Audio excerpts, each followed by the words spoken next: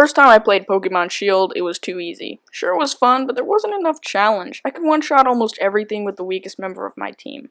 That got me thinking though, what if I couldn't? What if I had to chip my opponent's health down little by little, not with attacks, something else? So today I'll be answering the question, can I beat Pokemon Shield without hitting the opponent? Let's talk rules. The only moves that I can use are moves that don't directly deal damage, like status conditions and weather effects. Basically anything that doesn't have a number by the power section in the move's description, we can use. Not counting, of course, moves that have an unset amount of power, like Foul Play. I won't be using items in battle, except Pokeballs, and for keeping the run interesting, I won't be allowed to use two of the same Pokemon on my team at once. Last thing though, max raids are totally allowed. Since I can just use the same moves I'll be using for normal battles, I'll be keeping to the challenge rules. But I won't be abusing online or anything like that though. With that out of the way, let's get started. And right off the bat, the answer is no. You see, no Pokemon on Route 1 or any of the starters can learn any good non-damaging moves at a reasonable level.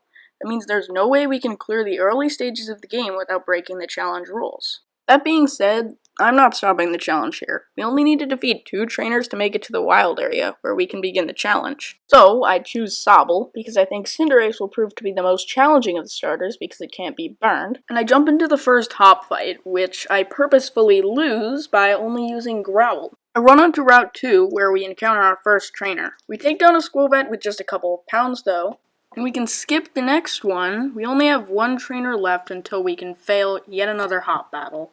Side note, this took forever to fail because Growl lowers Wooloo's attack, so he was basically doing 1 damage for the entire battle. But once we finally lose, we can head on to the wild area. And I have a specific Pokemon I want to catch there, Ghastly. Ghastly learns Confuse Ray and Hypnosis almost immediately, and it learns Curse at level 20. Eventually it can learn Destiny Bond and learn Will-O-Wisp through TM after I beat Kabu's gym.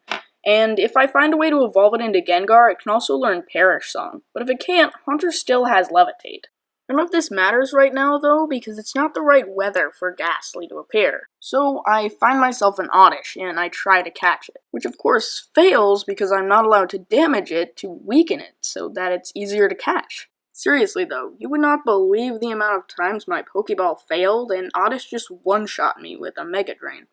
So having unsuccessfully tried to catch an Oddish, I decided that I could settle for a Golett instead. It's a good alternative to Ghastly because Golett also learns Curse at a pretty low level. Don't get me wrong, it was easier than Oddish, but it was still insanely difficult to catch. Like, insanely. But after a ton of Pokeballs, we finally managed to catch it. And I forgot to nickname it, so we'll name it later, I guess. Then I decide to try for an Oddish again, and eventually we managed to catch one after even more balls than we used to catch Golett. And I remembered to name her, so I named her Brentilda. See if you can guess the theme. After that, I go take on a few max raid battles to get EXP candy, but also to catch Pokemon. And remember, I'm not using attacks in this battle, and I'm solely relying on my NPC partners to attack them for me. Anyway, I wind up battling, defeating, and eventually catching the routes that I got from this max raid battle, who I named Jiggy. He's not going to be very useful, but he can fill up the slot in the early game. And after defeating a few more max raid battles and harvesting their candy, I head into Motostoke, where I name the Golett Target-Zan. I also teach Jiggy Confusion, and I give Target-Zan some XP candy until he gets to level 16, where he can learn Curse. And now we can head to the Budew Drop-In, where we find our first real battle with Team Yell. It's super easy though, because one Curse from Target-Zan winds up taking down Zigzagoon just a few turns later. And the second grunt loses her Nickit to Brentilda's Poison Powder, where Hop basically carries us in the double battle that comes last. Then I watched the entire opening ceremony because I forgot to turn on skip cutscenes before I did this. You should be thankful I sped it up here. Seriously. And now it's time for something else boring. The next fight against Hop. He starts with his Wooloo, but I go for Curse immediately, and a few turns later it goes down. Then he sends out Scorbunny, who manages to hit us with an Ember, but we manage to get a Curse in anyway. thus taking us both down. He sends out Rookity and I have Brentilda give it a poison powder. Then I switch for Jiggy so that Brentilda doesn't get hurt. This is probably the only battle time Jiggy's gonna get. Once Rookity goes down though, I head back to the wild area to fill up my team. This time I find a Lombre, who I can use a little bit more than I can Jiggy, so I give it a catch. Without any real trouble too.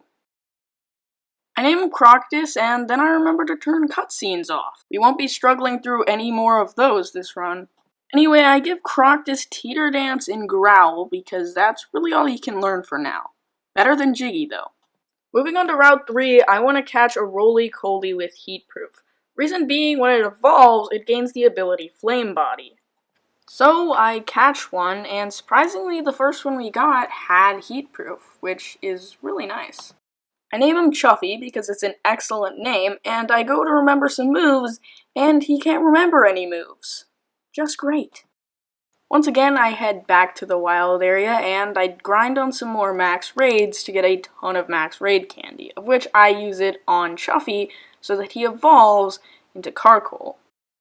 Now that Chuffy's all ready to go, I head into Galar Mine, and I catch myself a Roggenrola.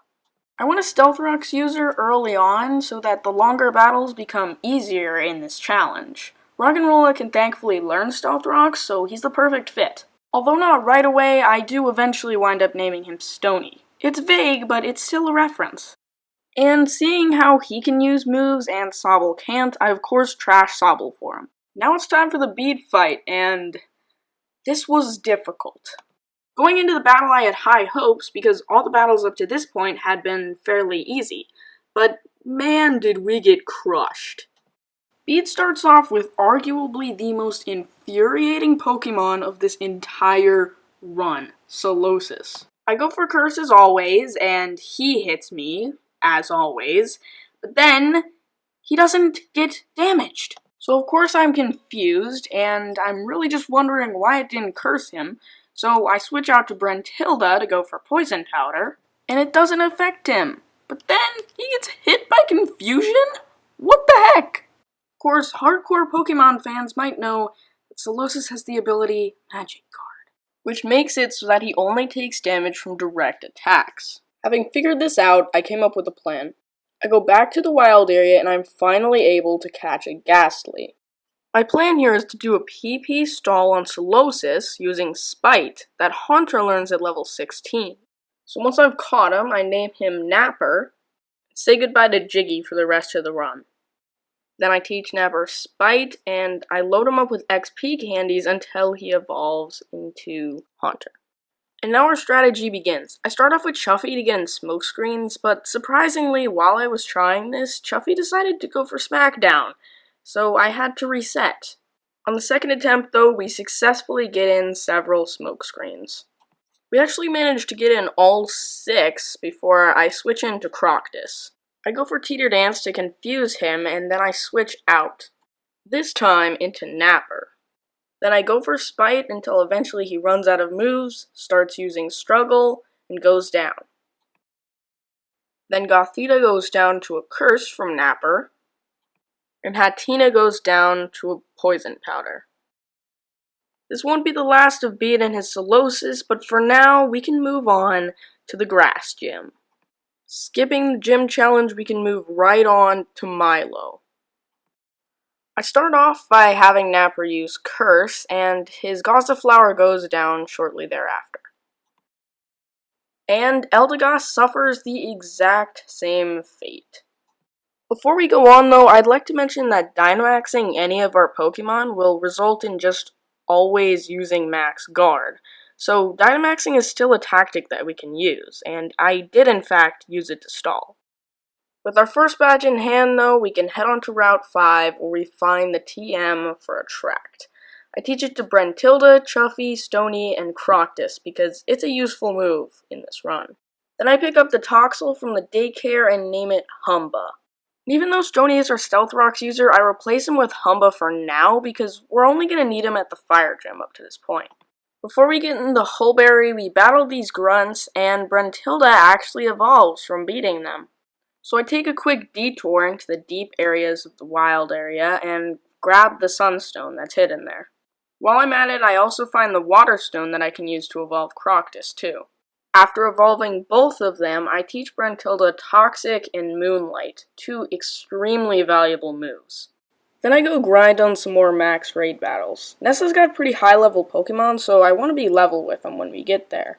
The main reason I'm including all this grinding footage, though, is that you guys know that it's legit and I'm not cheating in some way to get max raid candies. Speaking of not cheating, though, I wasn't even able to beat this level 2 Girder, so it worries me for the future. Nevertheless, I use all the max raid candies I got to evolve Humba into Toxtricity. Then I teach her Swagger, and it's on to the next hop fight. Before that, though, I take the time to grab the feathers on this bridge. They're just a quick stat boost, so they'll be useful. Anyway, hop fight. I start the battle off with a curse on Wooloo, and Wooloo goes down after a lot of turns. Then for Corvisquire, I start out on a Confuse Ray and then go for curse. Of course, Napper goes down, so I send out Brentilda, and I use Toxic on it just to speed up its downfall. Once it goes down, Hop sends out Reboot, and what do you know, we go for Toxic again. With Hop down, we can go on to the Water Gym, which is much, much more difficult. Goldeen goes down to a quick Toxic, and I'd like to point out that I completely fooled Nessa and switched in Napper while Goldeen was going for Horn Attack. Just wanted to point out how smart I was. Anyway, Goldeen goes down. Before that, though, Napper does wind up getting confused off a Water Pulse, and then hurts himself and goes down to a Bite. And this is where it all goes downhill.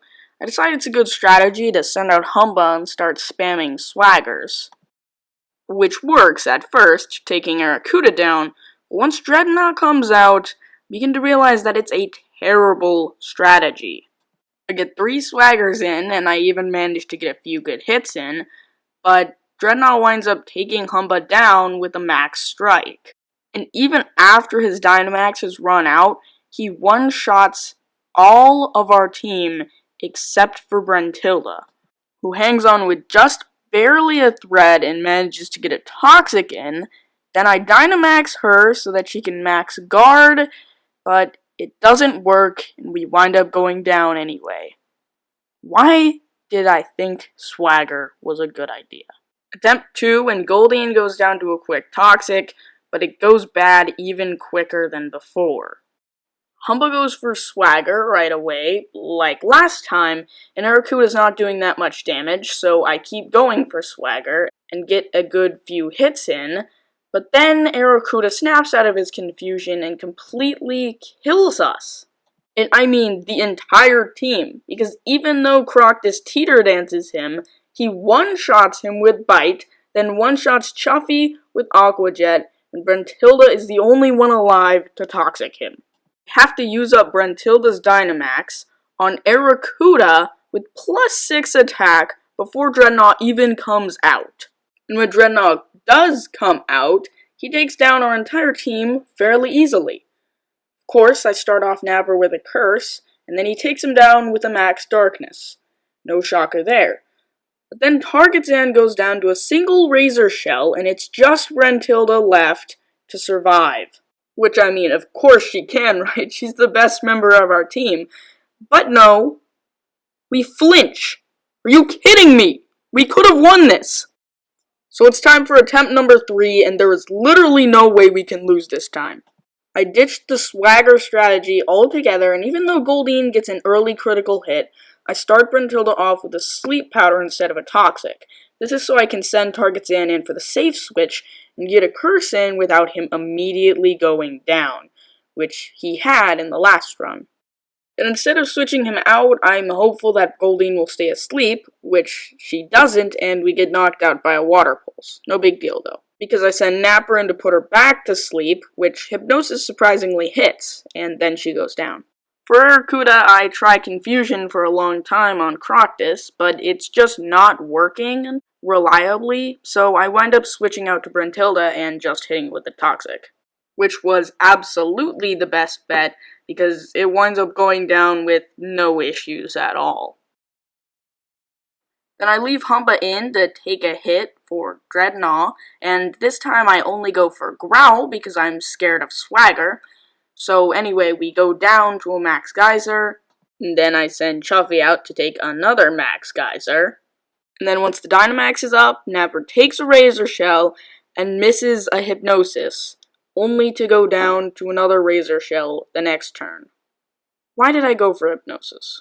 Honestly, looking back on all these battles, there were so many stupid things I did that I really don't understand what was wrong with me. Gruntilda's still alive though, and even though we flinch again, we managed to get a Toxic in on the next turn and successfully clutch out the stall long enough for Dreadnought to eventually go down to our Toxic, winning us the gym battle in the second gym badge. And with Nessa beat, this video reaches its end. It sucks that I had to split this into parts, but there's just so much intro stuff in this first part of the game that it would have been impossible to cut it all out. I also needed to explain a lot of strategy, especially in the later parts, so I'm really sorry if this 3-part system is going to inconvenience you. That being said, I'm going to try to get part 2 out as soon as possible, and part 3 will be on the way soon thereafter. I promise it'll get a lot more interesting from here, but as I said, there's a lot of boring intro stuff in this first part, so just stick around for part 2. So if you enjoyed the video, make sure you give this video a like. It's going to help me out a lot in the long run. Consider subscribing, which will help me out even more. And don't forget to leave your suggestions for future runs in the comments section down below. But that's all for now, so thank you so much for watching, and I can't wait to see you all in the next video.